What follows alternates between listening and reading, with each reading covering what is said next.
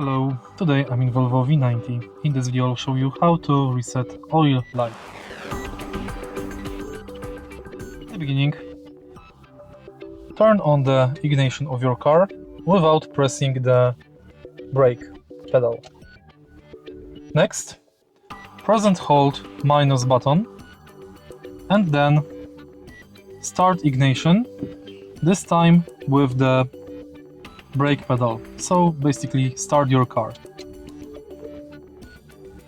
Keep holding the minus button throughout the whole process.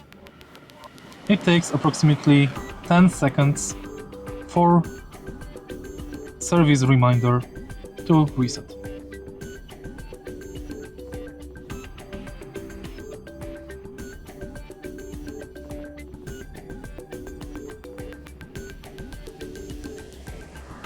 And it's done.